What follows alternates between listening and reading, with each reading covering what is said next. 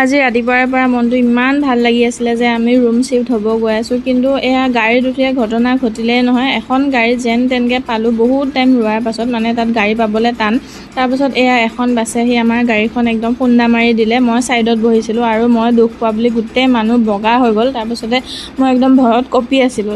যেন তেনকৈ হস্পিটেল আহি ডিউটি কৰিলোঁ আৰু দিনটো মানে কি হৈ গৈ আছে মই নিজে গম পোৱা নাছিলোঁ। আজি আমাৰ মানে ঘৰৰ পৰা মানুহ আহিছে, চ' আমি এতিয়া দুটা কেতিয়া বাজে কৈ একদম ঘড়ীটোকে চাই আছোঁ। তো এতিয়া আমি ওলালোঁ।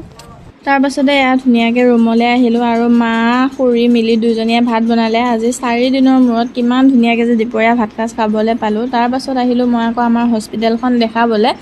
তাৰ পৰা ওলাই ভাবিলোঁ ৰুমলৈ কিবা এটা লৈ যাওঁ খাবলৈ, আৰু এয়া আহিছিলোঁহে তাৰ পৰা আহি আকৌ এটা ঘটনা ঘটিল। মানে আমি যোনখন গাড়ীত গৈছিলোঁ সেইখনত মানে বাইক এখনে খুন্দা মাৰি দিলে। আজি দিনটো ইমানেই বেয়া গৈছে। তাৰপাছত মাহঁতক ধুনীয়াকৈ বাই বাই দিলোঁ। ভাবিব এতিয়া এখনত কিয় আহিছে, মানে বিচনা আৰু কিবা কিবি লৈ আহিছিল যে সেইকাৰণে এখনত। আৰু মাহঁতে দুইজনী খুৰীয়ে মায়ে মিলি এয়া 1 খোপামান চাবোনকে লৈ আহিলে।